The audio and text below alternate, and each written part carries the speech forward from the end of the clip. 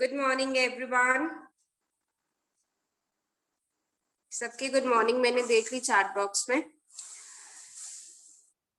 Revise करके आए होंगे आप लोग। अभी तक का वेक्टर सबको रिवाइज होगा, राइट? डीपीपी के डाउट्स मुझे मिल गए थे सबके, और सबके थोड़े अलग अलग हैं, तो हम लोग पहले डीपीपी डिस्कस कर लेते हैं। किसी का सेकंड और एट्थ है, किसी का थर्ड सेवेंथ एट्थ है। एक बार कंप्लीट कर लेते हैं। हाँ, रिपोर्ट डिस्कस ही कर रहे हैं। डीपीपी डिस्कस करके फिर हम आगे चलेंगे। किसी बच्चे ने सारे वैसे मेथड सही भी किया है, तो कैलकुलेशन एरर कर रखा है थोड़ा सा। चलो हम स्टार्ट कर रहे हैं। आज जो ज्वाइन कर रहे होंगे आ जाएंगे अपने आप, ठीक है? 34 हो गए हैं, इतनी वेट करते हैं। और सबसे अच्छी परफॉर्मेंस, मतलब अगर मैं कहूँ, अनमोल ने अभी ज्वाइन किया था, पर इस बच्चे ने डीपीबी भी कर लिया और सारे लेक्चर्स भी देख लिए। तो अगर जो रेगुलर कर रहा था उसने डीपीबी नहीं करी है या लेक्चर्स में कोई प्रॉब्लम है, तो मतलब बच्चे की काम करने में ही है कि काम नहीं कर रहा। अनमोल ने एकदम नया ज्वाइन किया है, वो आपके साथ बराबर आज क्लास में वेक्टर्स में। तो बाकी नए बच्चे भी, जैसे सौरभ आया था अभी, एक हर्षित था, है ना? तो कवर कर लो अगर नहीं किया है तो। वैसे तो कर लेना चाहिए था अभी तक। चलो, तुषार भी एक बच्चा है ना। डीपीपी डिस्कस कर रहे हैं। जो क्वेश्चंस मुझे लगता है कि कम ही डाउट आया था उसको थोड़ा फास्ट ले लेंगे। जिनमें सबको डाउट है वो थोड़ा स्लो करके लेंगे। फर्स्ट क्वेश्चन सबने सही किया था, बस एक आधे बच्चे ने कैलकुलेशन में, मतलब 180 में से 145 का सब्ट्रैक्ट करते हुए इसको 45 लिख दिया। तरीका सही था, बस कैलकुलेशन एरर नहीं करना था। देखो फर्स्ट क्वेश्चन, ये हमारी है डीपीपी 1 वेक्टर्स की।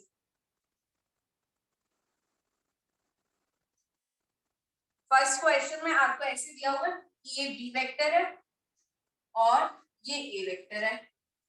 ये एंगल भी दिया हुआ है आपको 145 डिग्री, और क्वेश्चन कह रहा है find the angle between A and B. तो ए एंड बी का एंगल इज डिफाइंड एज कि या तो इनिशियल मीट कर रहे हो या फाइनल मीट कर रहे हो। अभी ए का इनिशियल है, बी का फाइनल है, तो या तो ए को पीछे शिफ्ट कर दो या बी को आगे कर दो। मैं अगर ए को पीछे शिफ्ट करूं, ऐसे बन जाएगा। तो अब ये वाला एंगल अगर मैं एंगल फाइंड कर लूं, तो ये थीटा ए और बी के बीच का एंगल है। तो आएगा 180 माइनस 145 डिग्री, आंसर 35 डिग्री। किसी ने ये सब्ट्रैक्शन में 45 लिखा है, तो आंसर में ठीक कर लो। डन। फर्स्ट क्वेश्चन में किसी को प्रॉब्लम नहीं होनी चाहिए जिसने एंगल बिटवीन वेक्टर्स पढ़ा है। नेक्स्ट करते हैं हम। फर्स्ट क्वेश्चन तो सब ऑलमोस्ट सबने किया था, बस इतना सा एरर हुआ था अगर हुआ भी। सेकंड क्वेश्चन, सेकंड क्वेश्चन में ऐसा हमने क्लास में किया था, -3/2 वेक्टर लेते हुए किया था। सेकंड क्वेश्चन में आपसे पूछ रहा है what is the angle between 2a vector और 4a वेक्टर। ये क्या चीज है? आपने a वेक्टर को 2 टाइम्स कर रखा है। मान लो अगर ये पैरेलल वेक्टर्स जैसे आपने पढ़े थे, ये a वेक्टर है अगर, तो 2a वेक्टर क्या होगा? इससे डबल लेंथ वाला 2a वेक्टर ये होगा, और 4a वेक्टर क्या होगा? 2a का भी डबल, a का 4 टाइम्स। ये अगर ये a वेक्टर है तो ये 4a वेक्टर ऐसे ही बनेगा। पैरेलल वेक्टर्स में किया ना कि अगर कोई पॉजिटिव नंबर से मल्टीप्लाई कर देते हैं, +2 से मल्टीप्लाई किया हुआ, ये भी +4 है, तो पॉजिटिव नंबर से मल्टीप्लाई करने के बाद वेक्टर मैग्नीट्यूड में उतना बड़ा हो जाता है। मतलब पैरेलल वेक्टर्स में मैग्नीट्यूड का फर्क है डायरेक्शन से। तो अब अगर 2a और 4a के बीच में एंगल निकालना है, तो 2a को उठा के यहाँ बनाओगे। वैसे तो उसके ऊपर ही रखना है, पर मैं इसके ऊपर चलाऊंगी तो पता नहीं चलता। तो अभी इनिशियल मीट कर गए, एंगल आएगा 0 डिग्री, एक ही लाइन में। फिर सेकेंड क्वेश्चन था एंगल बिटवीन 3a वेक्टर और -5a वेक्टर। 3a वेक्टर क्या होगा? a का 3 टाइम्स पर इस डायरेक्शन में 3a वेक्टर, -5a क्या होगा? a का मैग्नीट्यूड में 5 टाइम्स पर डायरेक्शन ऑपोजिट, इस तरीके से -5a वेक्टर। अब 3a को उठा के 5a के साथ एंगल चेक करो। उठाया, यहाँ ऐसे रख दिया, इनिशियल ज्वाइन कर दिए, कितना एंगल बना 180। वैसे भी आप देखो ये पैरेलल वेक्टर्स हैं तो angle between parallel vectors is 0 degree. ये एंटी पैरेलल वेक्टर्स हैं, एंटी पैरेलल के बीच में एंगल आएगा 180 डिग्री। अब एक बच्चे ने क्या किया, ये दोनों आंसर दिए, पर फिर एक वो होता है ना कि क्वेश्चन पूरा नहीं पढ़ा, क्वेश्चन में तो 2 पार्ट्स थे। मतलब कोई बड़ी बात नहीं है कि आपने, ऐसा नहीं है कि आप अटेम्प्ट नहीं करे हो, मतलब आपको आता नहीं होगा, आता तो है, पर क्वेश्चन नहीं रीड किया कंप्लीट। क्वेश्चन में आगे ये भी पूछा हुआ है what is the ratio of magnitude of two vectors, second part में पूछा हुआ है। तो आपको इनके मैग्नीट्यूड्स की रेशियो बतानी थी। इसका मैग्नीट्यूड और इसके मैग्नीट्यूड की रेशियो 3/5 बनेगी। माइनस नहीं लगाना क्योंकि मैग्नीट्यूड तो 3 और 5 ही है, बस एक माइनस साइन कहता है कि डायरेक्शन ऑपोजिट है। तो ये वाला आंसर कुछ बच्चों ने दिया ही नहीं कि मैग्नीट्यूड की रेशियो ये है। तो इसमें क्या सीखा कि पूरा क्वेश्चन रीड करना होता है, कोई आंसर स्किप नहीं करना होता। फर्स्ट सेकंड हो गए होंगे सबके, किसी को प्रॉब्लम है फर्स्ट सेकंड में अभी भी? अगर किसी को अभी भी फर्स्ट सेकंड में प्रॉब्लम है तो बता दो, 1 मिनट दे दियो, हाफ मिनट मतलब 10 सेकंड। किसी को फर्स्ट और सेकंड क्वेश्चन में कोई प्रॉब्लम है? नेगेटिव साइन नहीं लगाते मैम, 3/5 आंसर देना था, ये 0.6 भी बन जाएगा, 3/5 भी। मैम सेकंड में रेशियो क्या आया बेटा? 3/5। इनके मैग्नीट्यूड की रेशियोज बतानी थी ना। देखो जरूरी नहीं कि उसका मैग्नीट्यूड 3 हो। चलो जो पूछ रहा था उसने तो आंसर कर दिया, किसी को अभी भी डाउट है रेशियो वाले में तो बता दो, जो पूछ रहा था उसने तो ओके कर दिया। और सृष्टि आप पूछ रहे थे कि नेगेटिव साइन नहीं लगाते मैम, किस में कह रहे हो सृष्टि?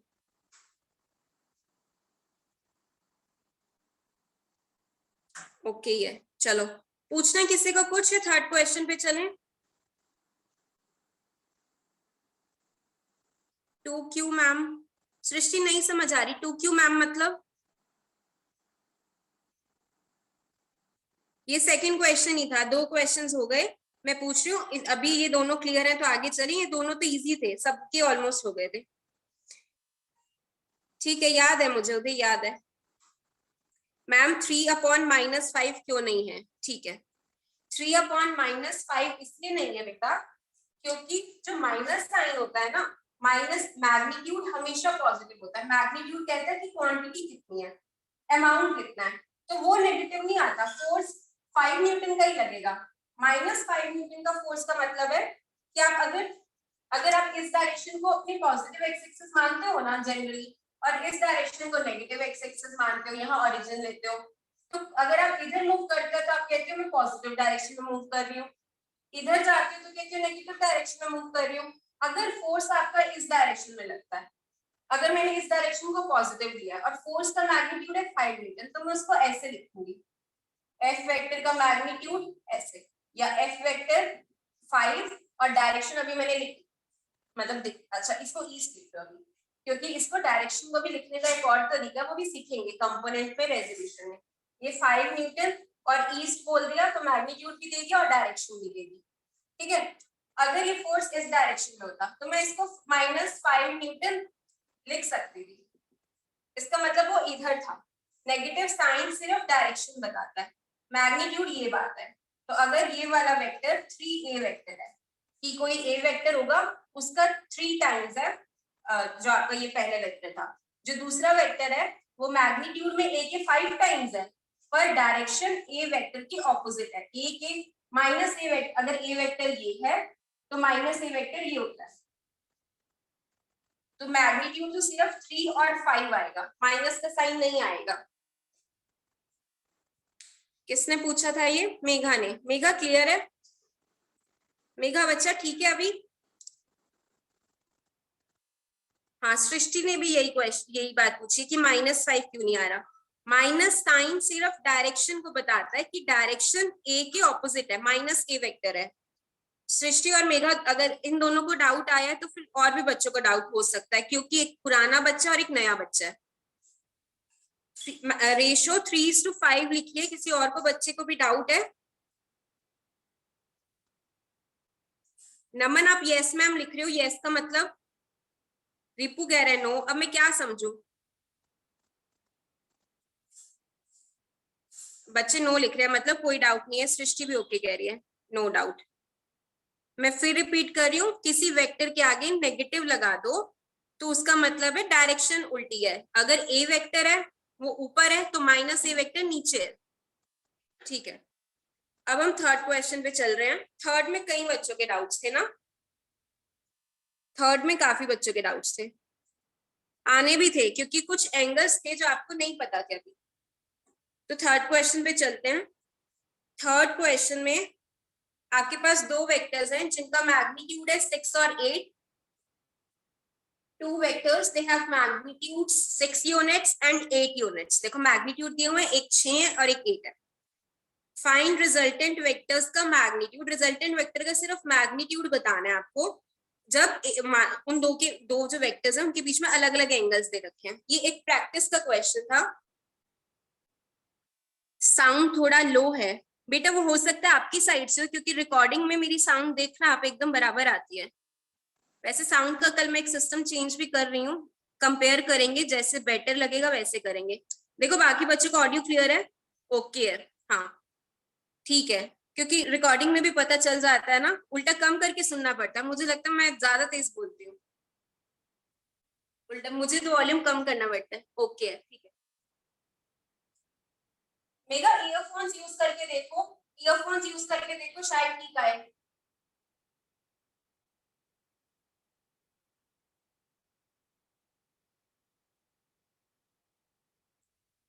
थर्ड क्वेश्चन को स्टार्ट करने से पहले ना मैं आपको एक फॉर्मूला बता दूं, मतलब एक दो चीजें बता रही हूँ। अभी तो मैं सिर्फ फॉर्मूला बता रही हूँ, ये डिटेल में भी बताएंगे ट्रिग्नोमेट्री में। क्या होता है कि अगर मान लो अभी वेक्टर्स के बीच में एंगल कैसे बनेंगे, या तो 0 से लेकर 180 तक एंगल आएगा वेक्टर के बीच में, दो वेक्टर्स के बीच में। तो अभी मैं इसी एंगल की रेंज तक कन्फाइंड हूँ, कन्फाइंड मतलब इतनी की बात करूंगी।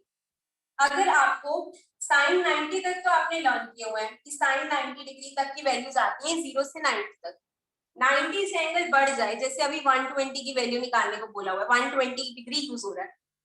फॉर्मूला ये है कि sine 180 degree minus theta is sine theta. एक साइन का बता रही हूँ, एक कॉस का बता रही हूँ। Cos 180 degree minus theta is minus cos theta. क्या मतलब है? मान आपको ना थीटा कोई भी एंगल हो सकता है। अगर मान लो आपको एंगल निकालना है, साइन 120 डिग्री की वैल्यू निकालनी है, तो मैं 120 को ऐसे फॉर्म में बनाना है मुझे। 120 को मैं कैसे लिख सकती हूँ? 180 माइनस 60 लिख सकती हूँ। साइन 120 डिग्री को मैंने 120 को ब्रेक कर दिया, 180 माइनस 60 लिख दिया। फॉर्मूला ये है, देखो इसको ब्रैकेट में कर देते हैं, फॉर्मूला को ब्रैकेट में करते हैं। एक ये फॉर्मूला है, दूसरा ये है। अब मैं आपको बता रही हूँ यूज कैसे करना है। कि जैसे मान लो साइन 120 डिग्री की वैल्यू निकालना है, तो 120 को इस फॉर्म में एक्सप्रेस कर दो। अब कंपेयर करो, यहाँ पे 180 थीटा की जगह 60, मतलब sine 120 which is equals to sin 180 minus 60 degree is equals to sin 60। मतलब साइन 120 पे वही वैल्यू होगी जो साइन 60 पे है। ऐसे कोई और एंगल भी करके देख सकते हैं। मान लो और किसकी साइन 135 की निकालनी है। साइन 135 को कैसे लिख सकते हैं? Sine 180 degree minus 45। अब थीटा क्या है? अब 45 है, तो sine 135 is equals to sine 180 minus 45 is equals to sine 45। तो जो साइन 45 की वैल्यू आपने लर्न कर रखी है, जब साइन 135 की यूज करनी होगी तो वही यूज कर देना, 1/√2। 120 पे 60 वाली है, √3/2। ऐसे एक और कर सकते हो जब थीटा 30 मतलब साइन 150 की आप देख लेना। अब कॉस पे आ जाओ। जैसे कॉस 120 डिग्री निकालना होगा तो क्या करोगे? कॉस 180 माइनस 60 लिखोगे। कॉस 120 की कौन सी आएगी? Minus cos 60। इसके आगे माइनस है, माइनस कॉस 60। तो कॉस 120 डिग्री की वैल्यू क्या होगी? माइनस cos 60 होता है 1/2, ये वैल्यू आप यूज करोगे। cos 180 डिग्री थीटा 0 डाल दो, cos 180 माइनस 0 मतलब cos 180 डिग्री की वैल्यू माइनस cos 0 माइनस 1। ये दोनों बातें क्लियर है आप लोगों को? अगर मान लो मेरे को cos 150 डिग्री निकालना है तो क्या करूंगी, cos 180 minus 30 degree minus cos 30 degree, और cos 30 √3/2 होता है तो minus √3/2। This is the value at cos 150 degree. सिर्फ मैंने आपको दो फॉर्मूलाज बताए हैं जो ब्रैकेट्स में लिखे हुए हैं। किसी को डाउट है इस बात में या समझ आ गया, मैं रिपीट कर दूं? एंगल निकालना बताया है कि अगर 90 से एंगल बड़ा हो जाएगा, मैम कॉस में दिक्कत है। क्या दिक्कत है बेटा कॉस में? कॉस के आगे सिर्फ ये है कि माइनस साइन आ जाएगा, साइन एक आगे लगा देना माइनस का। अगर साइन समझ आ गया तो कॉस भी आ जाना चाहिए था। रिपीट कर दो, कर देती हूँ मैम। माइनस हाफ वाला बता दो। देखो माइनस हाफ वाला मैंने कैसे किया, फॉर्मूला ये बताया कि cos 180 degree minus theta, theta कोई भी एंगल होगा। अगर 180 माइनस थीटा के टर्म्स में cos के आर्ग्यूमेंट ऐसे लिखते हो, cos के आगे वाला एंगल आप ऐसे लिखते हो 180 डिग्री माइनस थीटा, तो उसका आंसर आप माइनस cos थीटा होता है। कि जैसे अगर cos 120 डिग्री निकालना है तो मैं 120 को 180 माइनस 60 लिख सकती हूँ। 180 माइनस 60 और cos 180 minus 60 is equal to minus cos 60 minus cos 60। Minus को ऐसे रखो, ये माइनस 1 वाली बात है। cos 60 की वैल्यू 1/2 होती है। ट्रिग्नोमेट्री की टेबल याद होनी चाहिए। cos 60 1/2 आती है, मैंने खुद से नहीं लिखा, मेरे को भी टेबल ही याद है। तो माइनस 1/2 मतलब cos 120 माइनस 1/2। ऐसी cos 150 निकालना हो तो इस फॉर्म में ले जाओ। धीरे धीरे तो ये भी याद हो जाएंगे, पर इस फॉर्म में ले जाओ। मेरे को 150 बनाना है तो 180 में से कितना माइनस करूं कि 150 आ जाए। मैं अगर 180 में से 30 माइनस कर दूं तो 150 आ जाएगा। नहीं तो 180 में से इसको माइनस कर दो, आपको यहाँ पे थीटा पता चल जाएगा। तो cos 180 minus 30 is minus cos 30। अब cos 30 की वैल्यू होती √3/2 है, तो माइनस √3/2 मतलब cos 150 की वैल्यू माइनस √3/2 है। अब बताओ, अब किसको रिपीट करवाना है और क्या रिपीट करवाना है? मैम ये 3/2 कैसे है? 3/2 कहाँ लिखा है? √3/2 लिखा है। एक तो cos 30 की वो वैल्यू होती है। अगर हाफ कहाँ से आया, √3/2 कहाँ से आया, इस बारे में डाउट है तो बेटा वो मैंने ट्रिग्नोमेट्री की टेबल यूज करी है कि cos 60 की क्या वैल्यू होती है। नमन शर्मा, ठीक है? अब सबकी क्लियर ही है? ठीक है, ठीक है। अब मैं ये रब कर रही हूँ, अब आपसे थर्ड क्वेश्चन हो जाना चाहिए, ठीक है?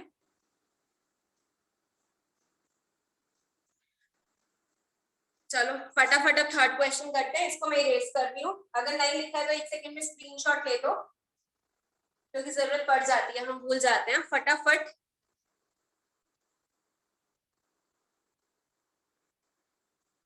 बेटा ट्रिग्नोमेट्री कोई आप पढ़ के आए हो, हम मान के चलते हैं आपको 10th में आती है। थोड़ी सी आगे जो चाहिए होती है वो हम खुद कराते हैं आपको। हम भी ट्रिग्नोमेट्री की टेबल ही यूज करेंगे। ट्रिग्नोमेट्री की टेबल सब यूज करेंगे, हम भी, तुम भी, तीसरे लोग भी, सबकी है वो।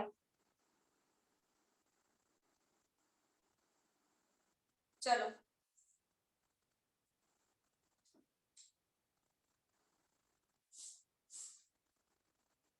अच्छा, अगर आप ट्रिग्नोमेट्री, अरे अभी तो मैथ्स शुरू हुआ है, मैंने आपको पहले दिन बोला था। चलो कुछ बच्चे बाद में आए हैं, लेकिन मैंने पहले दिन ही कहा था कि फिजिक्स अच्छी हो जाती है, मतलब फिजिक्स में प्रॉब्लम नहीं आती। फिजिक्स के कॉन्सेप्ट्स तो सब कर लेते हैं, प्रॉब्लम आती है जब फिजिक्स को आगे ये सारे क्वेश्चंस करते हुए मैथ्स आता है। इसीलिए 9th-10th वाला मैथ्स अच्छा होना चाहिए। बाकी जो 11th-12th का चाहिए होता है वो हम लोग आपको करवा भी देते हैं, तो हो जाता है। बाकी करना तो पड़ता है, मैथ्स के बिना फिजिक्स नहीं होती। 9th-10th वाला मैथ्स तो अच्छे से आना चाहिए, इक्वेशन सॉल्व करनी है। बाकी थोड़ा सा जो एक्स्ट्रा चाहिए वो करा देते हैं हम साथ साथ, क्योंकि 12th वाला मैथ्स भी अभी काम आने लग जाता है, इंटीग्रेशन जैसे सिखाएंगे।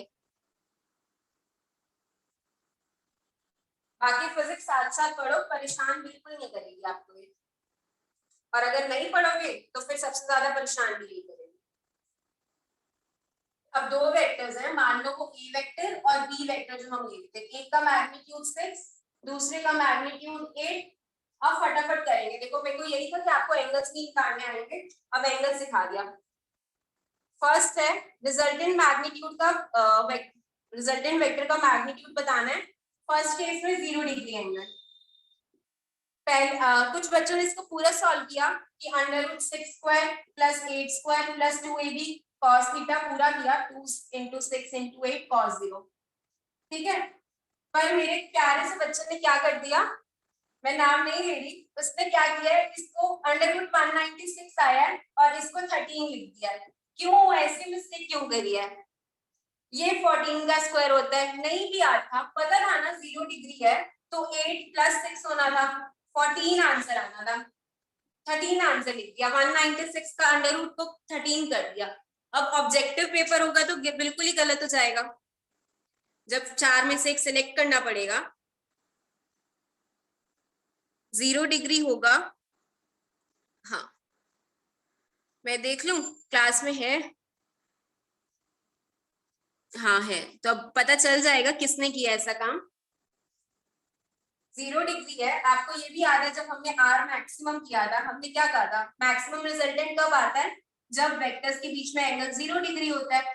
और क्या होता है, मैग्नीट्यूड कितना बनता है, a + b, तो डायरेक्ट 6 + 8 कर देना था, 14 आ जाता आंसर।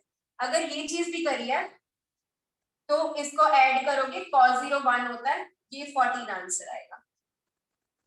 ये फर्स्ट पार्ट था। अब एक बच्चे ने क्या किया, इसी को सॉल्व कर दिया भाई, 5 पार्ट से, वो भूल गया, उसको क्वेश्चन पता नहीं समझ नहीं आया क्या, ये 5 पार्ट से 5 के 5 करने थे, ये करके छोड़ दिया उसने। तो 180 डिग्री पे अब आपको पता है R मिनिमम होता है, क्योंकि 180 डिग्री पे हम क्या कहते हैं, एक वेक्टर इधर है और एक वेक्टर इधर है, तो इस केस में मिनिमम आता है, मतलब इन दोनों का डिफरेंस, आंसर 2 यूनिट्स आना था। नहीं भी ये बात याद आ रही तो फिर फॉर्मूला तो है ही कि √6 का स्क्वायर + 8 का स्क्वायर, फिर +2 6 8 cos 180, cos 180 को -1 डालोगे, आंसर आ जाएगा, इसका आंसर 2 है। मैं पूरा नहीं सॉल्व करूंगी, आप स्क्वायर रूट निकालना आपको आना चाहिए, ठीक है। थर्ड है 60 डिग्री और फिर 120 और 90। आंसर्स लिख दूं, कर लोगे? अब आपको पता है एंगल्स की वैल्यू डालनी है, आंसर्स लिख देती हूँ मैं। हाँ मुझे पता है, silly mistake, it was me, मैंने देख लिया था। रिपु लॉल क्यों लिख रहा है, क्योंकि तूने किया था ये? नहीं तूने तो नहीं किया था। किस बात पे लाफिंग आउट लाउड? हंसी क्यों आ रही है इसको? चिराग -1 किस, अच्छा cos 180 की वैल्यू बता दी है शायद, हाँ तुमने भी ऐसा किया, अच्छा चलो थर्ड पार्ट।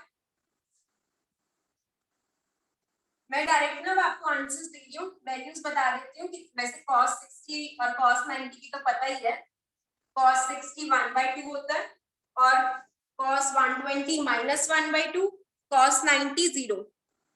आंसर्स है इनके, फिर आंसर्स हैं, थर्ड का आंसर आएगा जब थीटा 60 डिग्री है,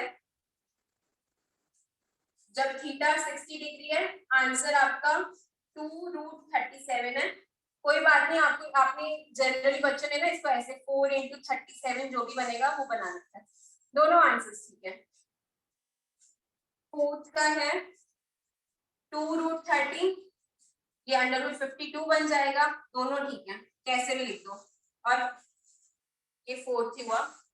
और फिफ्थ का आएगा 10 यूनिट्स। किसी का डाउट हो या आंसर्स मैच ना करेंगे तो देख लेना, मैंने आंसर्स लिख दिया फाइनल। 3 क्वेश्चंस हो गए, चलो अब 3 क्वेश्चंस हो गए, मैंने 3 के आंसर्स आपको दे दिए, फोर्थ पे चल रहे हैं। हाँ रूट, हाँ ठीक है सृष्टि, ठीक है।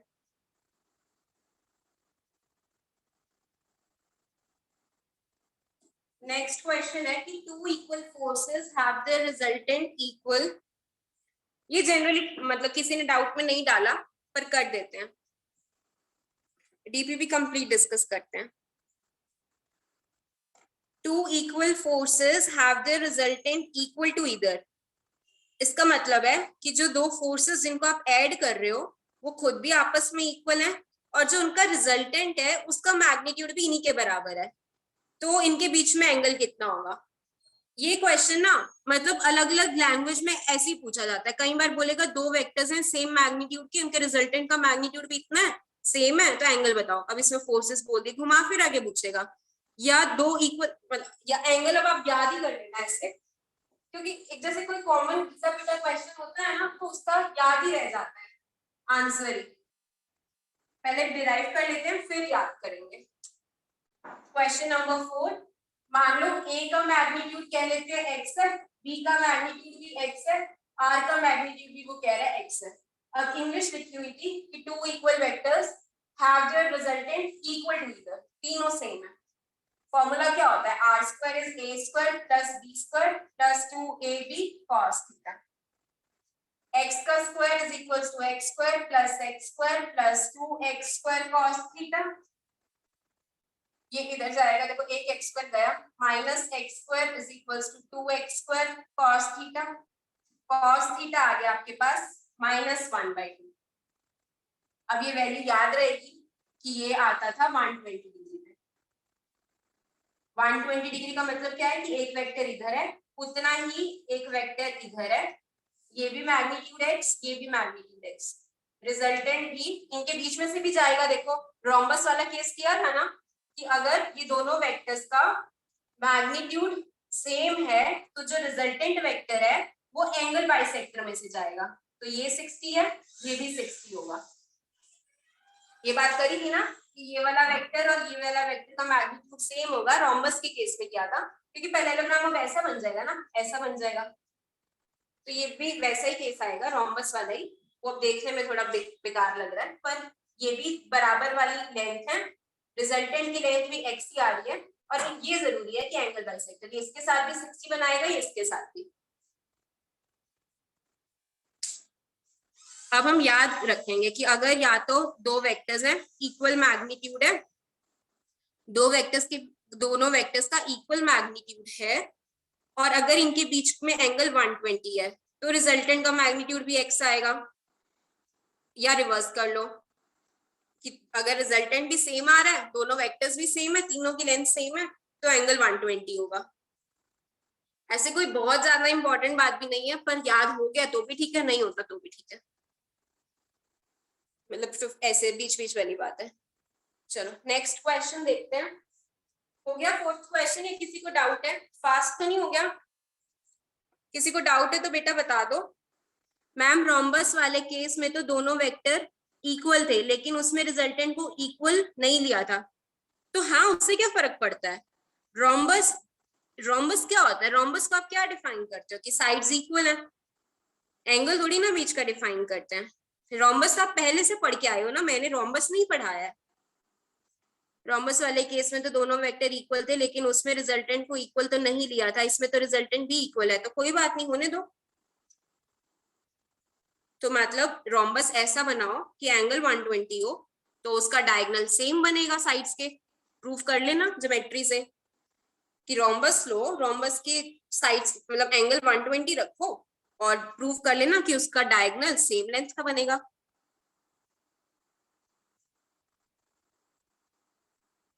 किसी को डाउट है? क्योंकि आप लोग बाद में मैसेज करते हो मैम इस मतलब सम नहीं सॉल्व होते, मैथ्स आ रहा है ना, पर इतना कोई वैसा टफ वाला तो है ही नहीं, इजी है।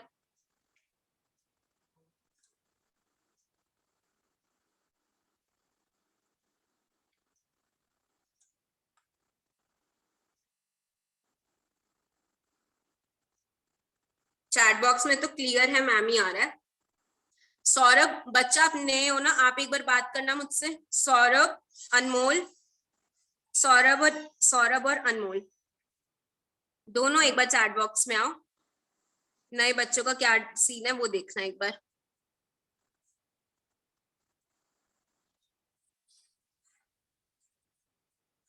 सौरभ और अनमोल, मैम एक बार रिपीट करवा दो।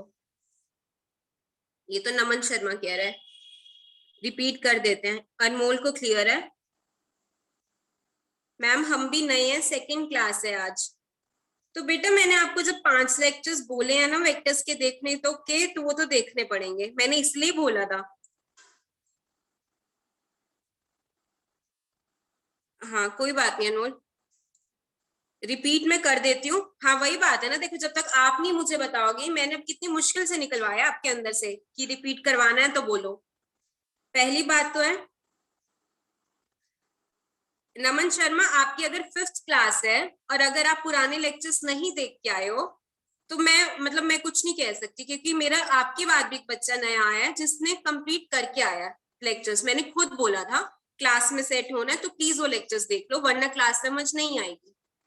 तो अगर आपके बाद आने वाला बच्चा भी करके आ सकता है तो आप क्यों नहीं? एटलीस्ट देख तो सकते थे ना।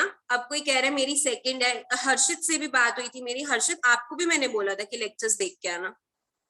तो जिस दिन लेक्चर्स देख लोगे उसके अगले दिन से क्लास समझ आने लग जाएगी।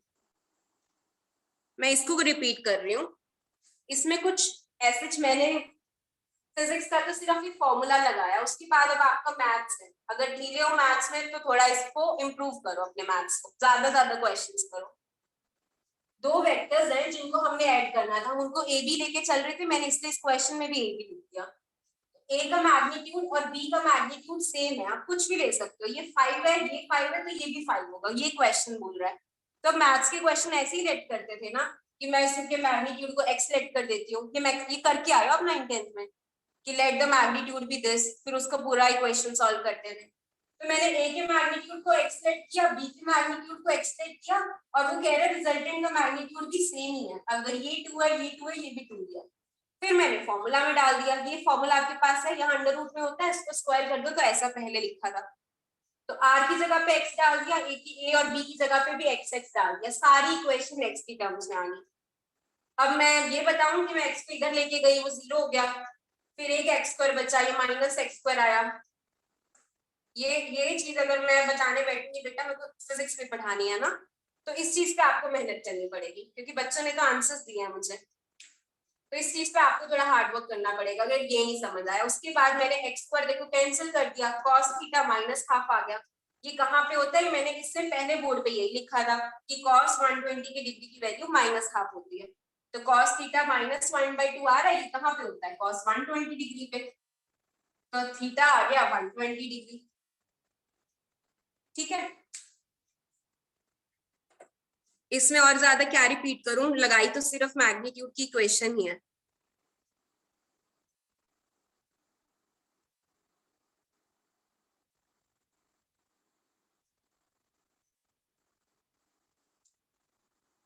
नेक्स्ट क्वेश्चन कर रहे हैं हम लोग। नेक्स्ट क्वेश्चन कह रहा है कि two forces whose magnitudes are in the ratio। अच्छा मैंने जो आपकी डिस्कशन क्लास है आज शाम को 6 बजे, उसमें यूनिट्स डायमेंशन की मॉड्यूल के जो आपके डाउट्स थे आज वो डिस्कस होंगे, और वो भी मैं ऐसे डिस्कस करूंगी देखो इस प्रायोरिटी में कि जैसे कुछ बच्चों के सिर्फ मेरे पास 5-7 डाउट्स आए हैं, 5-7 इन नंबर कि 5-7 क्वेश्चंस के डाउट है, कुछ के 7-10, कुछ के 20 भी हैं। तो जो जो ये वाले हैं ना वो इसके अंदर भी ऑलरेडी हैं।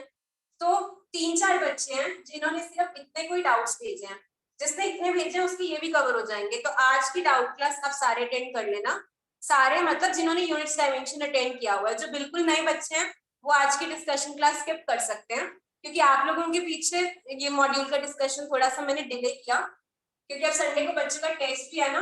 तो आज शाम को 6 बजे वाली क्लास में ये वाले क्वेश्चंस पहले डिस्कस किए जाएंगे, जो एक्सरसाइज 1, एक्सरसाइज 2, एक्सरसाइज 3, और इसके आपके मेडिकल वाले मॉड्यूल के क्वेश्चन ज्यादा आए थे, उदय नहीं मुझे नॉन मेडिकल के भेजा है, वो मैं कल ले लूंगी। ठीक है, तो आज की डिस्कशन क्लास में आ जाना आप लोग, यूनिट्स डायमेंशन के मॉड्यूल के क्वेश्चंस डिस्कस होंगे जो आपने मुझे डाउट नंबर सेंड किए हुए। अभी ये डीपीपी कंप्लीट कर दिया, स्लो हो गया, मुझे लगा नहीं था इतना टाइम लगेगा। मुझे था कि आज मैं वेक्टर सबट्रैक्शन की आपको आधे टाइम में डीपीपी डिस्कस होगी और आधे टाइम में वेक्टर सबट्रैक्शन पढ़ाऊंगी, सोच के ये आई थी आज मैं, और 20 मिनट्स ही रह गए बस, कोई बात नहीं। जितने क्वेश्चंस हो रहे हैं वो आप लोगों के हो जाएं। क्वेश्चन नंबर 5 देखो, two forces whose magnitudes are in the ratio 3:5। अब ये मैथ्स की उसमें जैसे क्वेश्चन है, मैथ्स की जैसी ही फिजिक्स चलती है बेटा, फिजिक्स में मैथ्स तो है ही, भाग नहीं सकते। अगर आप सोच के आए फिजिक्स ले लिया, मैथ्स से बच गए, ये सारा मैथ्स में, मैथ्स बहुत यूज होता है, लैंग्वेज है फिजिक्स की, ऐसे ही कहते हैं। Two forces whose magnitudes are in the ratio 3:5। अब आपको क्या दे रहा है, अगर एक फोर्स है, अब कुछ ना वेक्टर का साइन डालना हो तो वो मैग्नीट्यूड ही होता है। ये दे रखा है आपको 3/5 और इनके रिजल्टेंट का मैग्नीट्यूड है 28 न्यूटन और एंगल दे रखा है 60 डिग्री। दोनों F1 और F2 निकालना है। अब इसको आप कैसे करते थे, ये इसको हम क्या कहते हैं, हम मतलब इसके क्वेश्चन करने का तरीका मैथ्स में ऐसे कहते थे ना कि 3/F1 को लेट कर लो 3x और F2 को लेट कर लो 5x, क्योंकि F1/F2 करो तो 3/5 ही बना ना। हम ऐसे ही करते थे इन क्वेश्चंस को। अब ऐसे क्यों करते थे, मैं भी रीजन देना भूल, क्योंकि आदत ही ऐसी हो गई है ना करने वाली, इसको मैं क्या एक्सप्लेन करूँ, वो मैथ्स है, हम ऐसे ही करते थे। अब ये पता है कि F1/F2 करूँ तो 3/5 आएगा। अब फिर से वही कि r का square is equals to F1 का स्क्वायर प्लस F2 का square plus 2 F1 F2 cos theta. अब मैंने F1 F2 क्यों डाल दिया, यही मेरा a है, ये मेरा b है, मैंने r square is equals to a square plus b square plus 2ab cos theta में डाल दिया। r का स्क्वायर मतलब 28 का square is equals to 3x का स्क्वायर प्लस 5x का square plus 2 into 3x into 5x cos 60। 28 into 28 is equals to 9x square plus 25x square plus 30x cos 61/2। 34x square plus 15, ये 28 into 28, इसको solve कर लेना for x, क्या बनेगा, ये 576 होता है ना, नहीं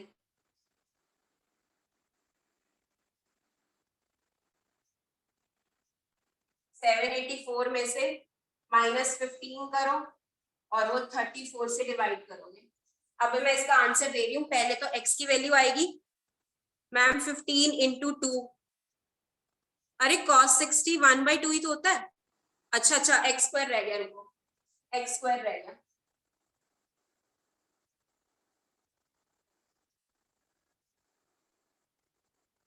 गुस्सा करने में रहेगा ना,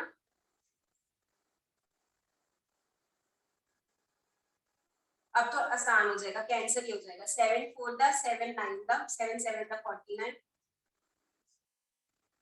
x स्क्वायर आ गया 16, मतलब x आ गया 4, मैग्नीट्यूड ही लेना ना, अदरवाइज तो +-4 लिखते हैं, पर मैग्नीट्यूड ही चाहिए। तो F1 आ गया 3 into 4 12 और F2 आ गया 5 into 4 20 न्यूटन न्यूटन। ठीक है, थैंक यू मेरी हेल्प करने के लिए। मैम आज सिर्फ ये क्वेश्चंस डिस्कस होंगे, अभी तो यही डीपीपी डिस्कशन चल रही है। चलो नेक्स्ट क्वेश्चन कर लें, या डाउट है किसी को,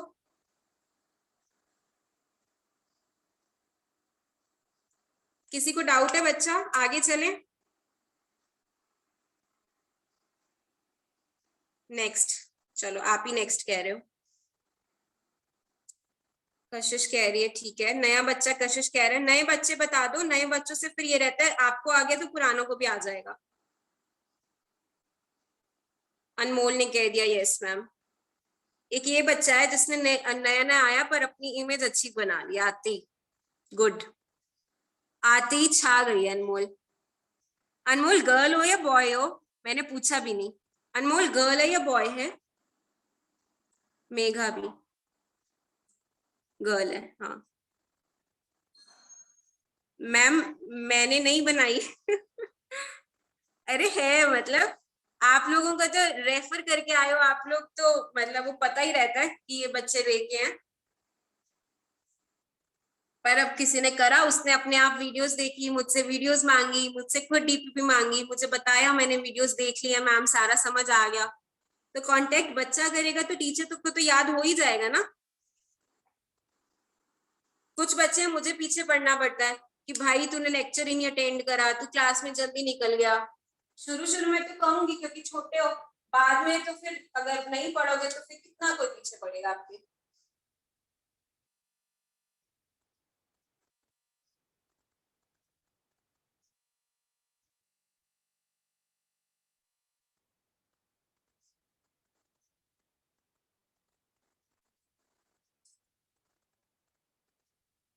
क्वेश्चन नंबर 5 भी करा ना, अभी हमने 6 पे पहुंचे हैं। The greatest and least resultant of two forces acting at a point is 10 and 16. दो फोर्सेस हैं, उनका ग्रेटेस्ट रिजल्टेंट क्या होता है जब हम a प्लस b करते हैं, वो कितना दिया हुआ है 10। लीस्ट कब होता है जब हम माइनस करते हैं। आप इसको a माइनस b भी लिख सकते हो, आप इसको a प्लस b भी लिखा, b माइनस c भी लिख सकते हो, दोनों ठीक हो जाएंगे, कोई गलत नहीं करेगा। कोई भी बड़ा हो सकता है इनमें से, अपने को नहीं पता, तो चाहे a माइनस b लिखो चाहे b माइनस a लिखो। वो कह रहा है दो दो फोर्सेस हैं a और b, उनका ग्रेटेस्ट रिजल्टेंट क्या होता है r मैक्स, वो ये है। और r मैक्स मतलब दोनों को हम जब डायरेक्टली ऐड करते थे, लीस्ट रिजल्टेंट मतलब जब दोनों का r मिनिमम आता था तो दोनों के मैग्नीट्यूड्स का सब्ट्रैक्शन करते थे। तो वो ये इक्वेशंस बन गई। अब ये इक्वेशन सॉल्व करनी आती है आपको, ऐड कर दो दोनों इक्वेशंस को, 2a is equals to 16, a आ गया 8, a 8 है, a को कहीं पे भी डालो, b आ जाएगा आपके पास 2 न्यूटन, ये भी न्यूटन ये भी न्यूटन। अब वो कह रहा है if each force is increased by 3 Newton, दोनों को 3 से बढ़ाना है, मान लो वो a प्राइम और b प्राइम, नाम बदल दिया मैंने, आप पी क्यू भी लिख सकते हो, लो पी क्यू लिख लेते हैं। ए पी क्या है, ए में 3 बढ़ा दो मैग्नीट्यूड, क्यू का मैग्नीट्यूड क्या है, बी में 3 ऐड कर दो, मतलब अब हमने 3 से बढ़ा दिया, 8 + 3 11, 2 + 3 5। Find the resultant of new forces when acting at a point, theta दे दिया 90 डिग्री, 90 डिग्री होता है √a² + b² होता है, अब यहाँ पे p² + q² है, 11 का स्क्वायर + 5 का स्क्वायर कर लेना।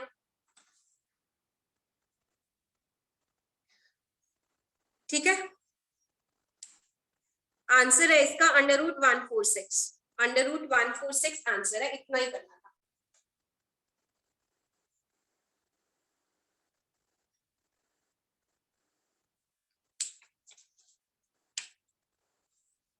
क्वेश्चन नंबर 7 और 8 दोनों कराऊंगी। 8 के एक्चुअली 2 मेथड्स हैं, हाँ 8th क्वेश्चन के 2 मेथड्स हैं, तो दोनों से कराऊंगी, एक शायद आज होगा एक कल होगा।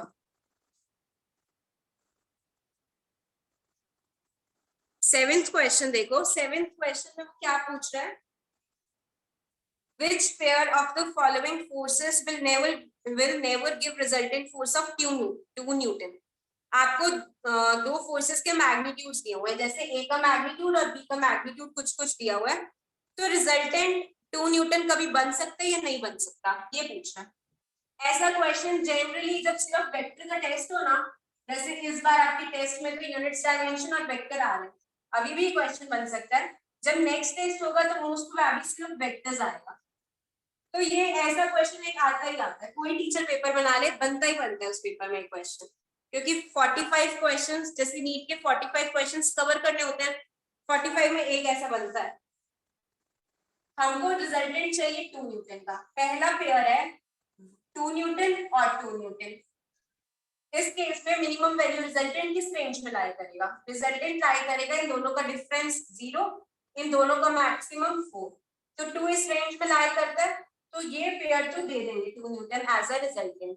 सेकंड चेक करो, 1 न्यूटन एंड 1 न्यूटन, अगर मैं कोई फोर्स इतना लूं और इतना लूं तो नेट रिजल्टेंट इसका कितने के बीच में लाई करेगा, इन दोनों का डिफरेंस 0, इन दोनों का एडिशन मैक्सिमम वाला 2, तो 0 भी आएगा 2 भी जाएगा, बीच की सारी वैल्यूज देगा, तो 2 लाई कर गया, ये भी रिजल्टेंट दे देगा। थर्ड चेक करो, 1 और 3, 1 न्यूटन एंड 3 न्यूटन, जब एक फोर्स 1 हो एक फोर्स 3 हो तो मिनिमम आएगा इन दोनों का डिफरेंस 2, और मैक्सिमम आएगा इन दोनों का एडिशन 4। इस केस में भी 2 अलाउड है, तो ये भी रिजल्टेंट 2 न्यूटन दे देगा। लास्ट देखो 1 न्यूटन एंड 4 न्यूटन, एक 1 न्यूटन का फोर्स लग रहा है और एक 4 न्यूटन का, तो रिजल्टेंट की मिनिमम वैल्यू होगी 3 और मैक्सिमम होगी एडिशन 5। अब 2 इस रेंज में नहीं आ रहा, 2 लाई नहीं करता इसके बीच में, तो ये दोनों फोर्सेस, अगर फोर्सेस का मैग्नीट्यूड इतना है तो 2 न्यूटन कभी भी रिजल्टेंट नहीं बनेगा। तो ये वाला आंसर होना था इसमें। काफी बच्चों ने कर भी दिया था, काफी बच्चों का डाउट भी था 7th क्वेश्चन, कईयों ने नहीं भी किया था। बताओ 7th क्वेश्चन कॉन्सेप्चुअली भी इंपॉर्टेंट है, किसी को डाउट है इसमें 7th क्वेश्चन में? 8th क्वेश्चन थोड़ा आराम से करना है मुझे, पूरा 10 मिनट लेके ही करूंगी, बाकी 11:20 होने में 1 मिनट है, तो आप ले लो 1 minute.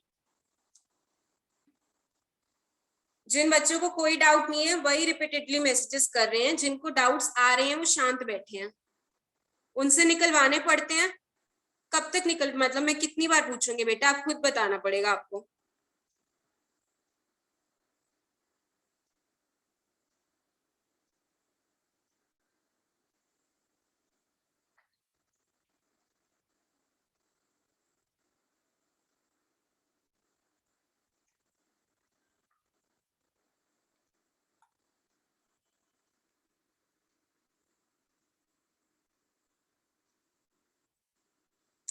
Good mega good, crystal clear. चलो अब 8th क्वेश्चन करते हैं। मैं बता रही हूँ इसके 2 मेथड्स हैं, पहले इजी वाला, फिर दूसरा मेथड है तो थोड़ा सा लॉन्ग प्रोसीजर, पर वो ऐसे किसी मतलब ऐसे टाइप के क्वेश्चन है, उसका कुछ जैसे मेथड लंबा जाएगा पर वो करना है एक बार, तो किसी और क्वेश्चन में लगता ही वही मेथड है कई बार, तो इसलिए पहले इजी वाला करते हैं 8th क्वेश्चन में।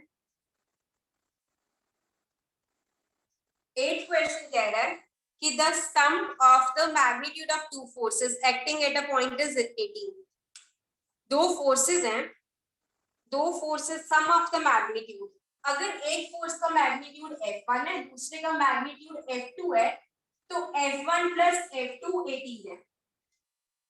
ये प्योरली मैग्नीट्यूड्स का एडिशन है, ये वेक्टर एडिशन नहीं किया हुआ कि दो वेक्टर्स को ऐड कर दो तो रिजल्टेंट 18 मैग्नीट्यूड में बन रहा है, नो।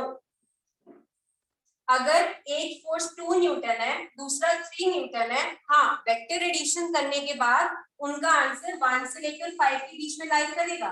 पर जैसे ये क्वेश्चन की जो लैंग्वेज है ये कह रहा है कि इस फोर्स का मैग्नीट्यूड प्लस इस फोर्स का मैग्नीट्यूड, इनका सम करूं तो वो 5 बता रहा है, वो ये कह रहा है the sum of the magnitude of two forces is 5।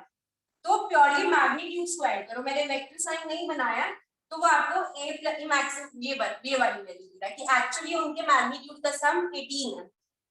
ये तो एग्जांपल दे दी थी मैं कि वेक्टर एडिशन नहीं दिया हुआ आपको, उनके मैग्नीट्यूड्स का सम दिया हुआ है कि मैग्नीट्यूड अगर 2 और 5 है तो वो 7 है उन दोनों का सम, तो अभी वो 18 दिया हुआ है। Sum of the magnitude of two forces acting at a point is 18। अब बोल रहा है कि the magnitude of the resultant, तो अगर F1 vector plus F2 vector कोई R वेक्टर है तो R का मैग्नीट्यूड आपको गिवन है 12। ठीक है, अगर मान लो मैं F1 को X लेट कर लेती हूँ तो मेरा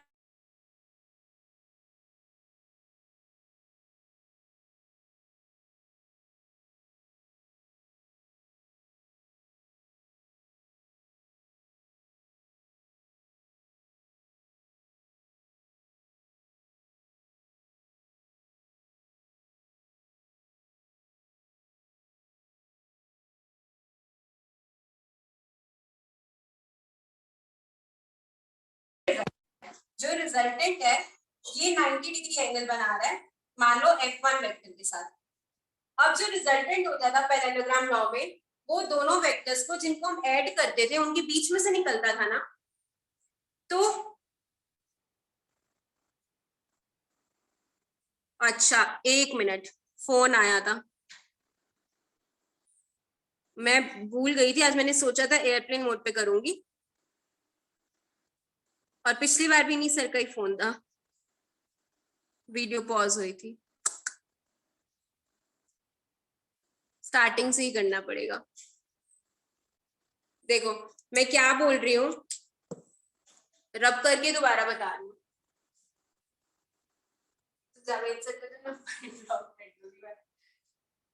मेरी क्लास चलती है 4 बजे तक। देखो 8th क्वेश्चन में हम क्या बोल रहे हैं कि वो हमको दो फोर्सेस का मैग्नीट्यूड का सम दे रहा है कि 18 है। मैग्नीट्यूड का सम मतलब कि मान लो जैसे सम ऑफ मैग्नीट्यूड गिवन है, उसका मतलब है कि वो F1 अगर एक वेक्टर है, F2 वेक्टर है, इसका मैग्नीट्यूड अगर F1 है, इसका मैग्नीट्यूड अगर F2 है, तो F1 प्लस F2 आपको वो 18 दे रहा है। F1 प्लस F2 लिखना that is different from F1 vector plus F2 vector लिखना। इसका मतलब है आप दोनों वेक्टर्स का रिजल्टेंट निकाल रहे हो, वेक्टोरियली ऐड कर रहे हो दो वेक्टर्स को। पर ये चीज गिवन है, ये चीज गिवन है मतलब मान लो अगर ये 2 न्यूटन होता या फिर 3 न्यूटन होता, दूसरा फोर्स F1 2 होता और F2 3 होता, तो मैं अगर आपको ये अगर हम रिजल्ट वेक्टर एडिशन करते तो वेक्टर एडिशन का आंसर 1 से लेकर 5 के बीच में आता। पर अगर मैं नॉर्मल लिखती F1 प्लस F2, ये तो इनके मैग्नीट्यूड्स है ना, कि इनके मैग्नीट्यूड्स को अगर आप ऐड करो तो वो 5 बनना चाहिए। तो क्वेश्चन कह रहा है कि जो दो फोर्सेस हैं उनका मैग्नीट्यूड का सम, कि अगर ए वेक्टर और बी वेक्टर की हम मैग्नीट्यूड को ऐड करें, सिर्फ मैग्नीट्यूड ऐड करना मतलब उनकी ओरिजिनल जो वैल्यूज है ना उनको ऐड करके ये 3 आ रहा है, ये इससे अलग बात है, ये वेक्टर एडिशन है, इसका तो रेंज आएगी, इसकी रेंज तो सिर्फ ये बोल रहा है कि F1 अगर 5 है और F2 फिर कितना बनना चाहिए 13, तो एक F1 5 F2 13 है तो दोनों का सम 18 है, ऐसा करके। ये बात क्लियर है? मैंने बोर्ड पे पहले यही बात ही लिखी हुई थी, पहले ये वाली बात, इतनी बात ठीक है।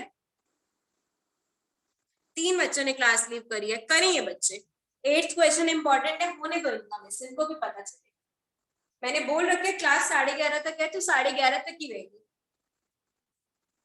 तो देखो F1 वेक्टर वो कह रहा है दो वेक्टर्स है, एक F1 वेक्टर एक F2 वेक्टर, F1 का मैग्नीट्यूड और F2 के मैग्नीट्यूड का जो सम है ना वो 18 है। स्केलर बात कर रहा है क्योंकि मैग्नीट्यूड अगर इसका मैग्नीट्यूड x है तो F2 का मैग्नीट्यूड कितना होगा 18 माइनस x, ये बात। फिर वो ये कह रहा है अगर आप इनका वेक्टर एडिशन, रिजल्टेंट क्या होता है, रिजल्टेंट का वेक्टर एडिशन नहीं आता है, तो रिजल्टेंट का मैग्नीट्यूड 12 न्यूटन है, रिजल्टेंट का मैग्नीट्यूड 12 न्यूटन है, और रिजल्टेंट स्मॉलर वेक्टर के साथ 90 डिग्री बना रहा है। अब स्मॉलर वेक्टर कोई भी हो सकता है, F1 भी हो सकता है F2 भी हो सकता है, तो अगर ये मान लो F1 वेक्टर लिया तो R वेक्टर 90 डिग्री बना रहा है।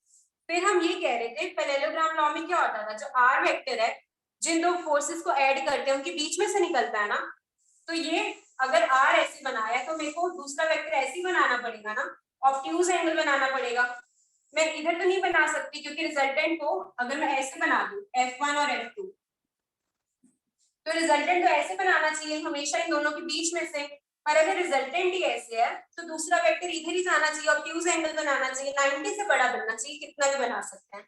तो अब हमारा पैरेललोग्राम कैसे बना, ऐसे बनेगा ना, F2 के बराबर इधर, ये थोड़ा और इधर बनना चाहिए था खैर क्योंकि नीचे वाली लाइन की ऐसे। पैरेललोग्राम ऐसा बना ना हमारा कि F1 vector plus this F2 vector is equals to R vector. यहां तक किसी को डाउट है तो बताओ, वरना मैं इसी चीज को रिपीट कर दूंगी अभी। यहां तक किसी को डाउट है तो बता दो, प्लीज बता दो, क्योंकि वीडियो हुई थी पॉज तो प्रॉब्लम हो सकती है। नहीं है डाउट तो इसके आगे चलते हैं अब, ठीक है। किसी को डाउट होगा मैम रिपीट कर दो, ठीक है।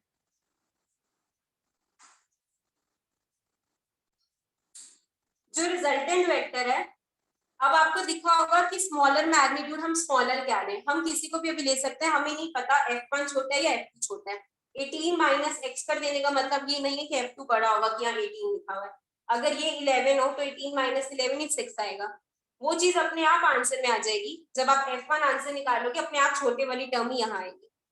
R वेक्टर F1 वेक्टर के साथ 90 डिग्री एंगल बना रहा है, वो दे रहा है कि the resultant vector is making an angle of 90 degree with the force of smaller magnitude। किसी एक फोर्स के साथ 90 बना दो। फिर मैं ये बोल रही हूँ पैरेललोग्राम लॉ में आप क्या करते थे, रिजल्टेंट जिन दो वेक्टर्स को ऐड करते थे उनके बीच में से निकलता था ना, एक इसको ऐड कर रहे हो इसके साथ, तो रिजल्टेंट ऐसे ही जाएगा। अब रिजल्टेंट आपको इस तरीके से दे रखा है, ये ए वेक्टर है, ये आर है, तो बी कहाँ बनाओगे, बी को आर की इधर ही साइड ही बना सकते हो ना, इधर तो नहीं बनाओगे क्योंकि उन दो को ऐड करके बीच वाली लाइन आती है, ये बताया अभी तक। अब मैं यहां से सारे एक बार रब कर रही हूँ क्योंकि मैं आपको फिगर से समझाऊंगी। इस क्वेश्चन को आप लोग फिर से अपनी कॉपी में सॉल्व करोगे समझ के। यहाँ पे कितने बच्चे अभी क्लास में, 28। अब मैं करूं डिस्कस या क्या करूं, बोलो डिस्कस करूं या इस क्वेश्चन को कल करना है, बता दो जल्दी, क्योंकि 6 बच्चे क्लास से निकल चुके हैं, 6 से भी ज्यादा, 6-7 बच्चे। अभी करना है या कल करना है आप लोग बताओ, 11:30 भी हो गए हैं।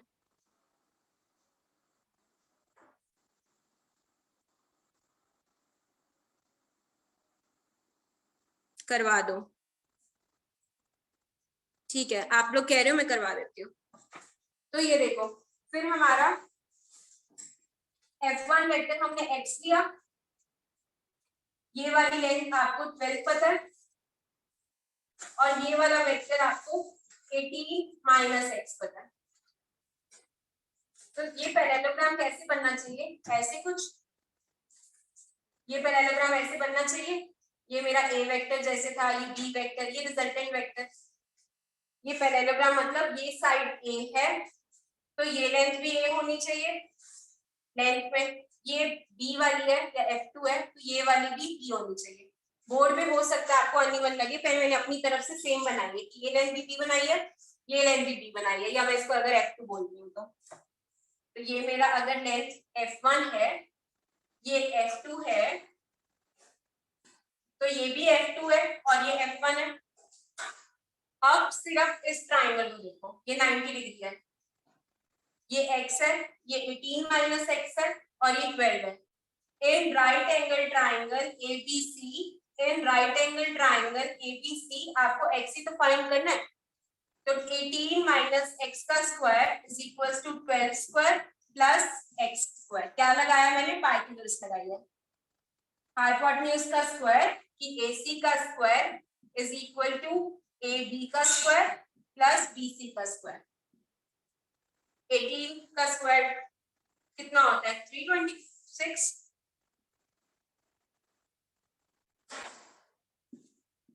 324 plus x square minus 36x is equal to 144 plus x square. देख लेना कोई मिस्टेक ना हो जाए, बोर्ड में हो जाती है। 324 - 144 is equal to 36x, 180 is equal to 36x, x आ गया 180 by 36, 4 9 का 4 4 का 5 का 9 5 का, x आया आपका 5, दैट मींस F1 का मैग्नीट्यूड 5 है और F2 का 18 - 5 13 है। आंसर F1 और F2 ही बता देंगे। F1 आया 5 न्यूटन और F2 आया 13 न्यूटन। अभी एक ही मेथड कराया है, इसी मेथड से अभी कर रहे हैं हम। सेकंड मेथड कल कराऊंगी। डाउट है जिन बच्चों को वो रुक सकते हैं, मुझसे पूछ सकते हैं। जिनको कोई डाउट नहीं है उनकी मर्जी है, क्लास में रुकना है या मेरे एंड करने पे जाना है। डीपीपी एक बार तो मैंने कंप्लीट कर दिया है। कल मैं सबट्रैक्शन ऑफ वेक्टर्स और हाइपोटेन्यूज F2 क्या लिख रहा है बेटा, हाँ उसकी लेंथ बेटा देख, पैरेललोग्राम है ना तो ऑपोजिट साइड्स इक्वल भी होती हैं, पैरेलल भी होती हैं। तो जो मैंने इधर बनाई है उधर, जो इस साइड बनाई है पैरेललोग्राम की, ये साइड की लेंथ F1 है तो ये भी F1 होगी। ये F2 वेक्टर था, तेरे को पता था F2 वेक्टर तो यही है, पर इसकी लेंथ F2 है, ये वाली लेंथ भी F2 होगी। फिर मैंने ये ट्रायंगल पकड़ लिया, चाहे ये पकड़ लेता, एक ही बात थी। तो इस ट्रायंगल में मेरे को ये लेंथ पता है 12 है, ये x है, ये 18 - x है, तो राइट एंगल ट्रायंगल पाइथागोरस लगा के मैंने x निकाल लिया और फिर F1 और F2 निकाल लिए। किसी को डाउट है तो चैट बॉक्स में बता सकता है, रुक सकता है अभी मीटिंग में, जिनको क्लास में पूछने में शर्म आती है। सौरभ, तुषार, आनीश, एक बार चैट बॉक्स में आओ। सौरभ भी, तुषार भी और आनिश भी। एक बच्चा और, अजीब, अजीब आप भी, आपने बड़े कर्सिव, मतलब कर्सिव तो नहीं है, जो भी तुषार यस मैम लिख रहा है, सौरभ क्लियर लिख रहा है।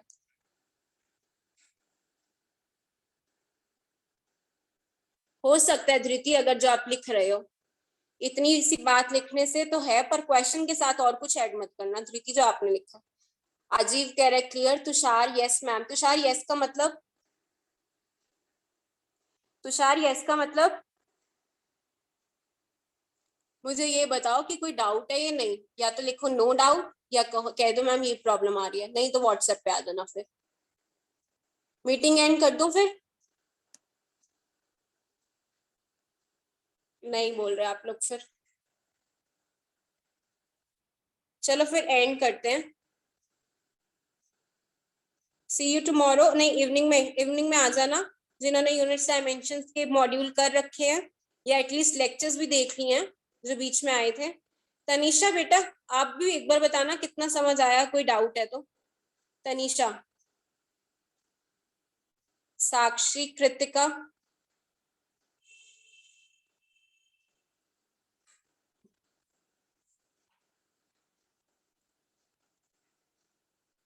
मैम ऑनलाइन और ऑफलाइन?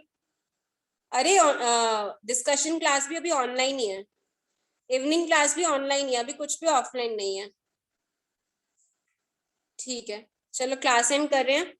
6 बजे को क्लास में मॉड्यूल डिस्कस करेंगे। ओके।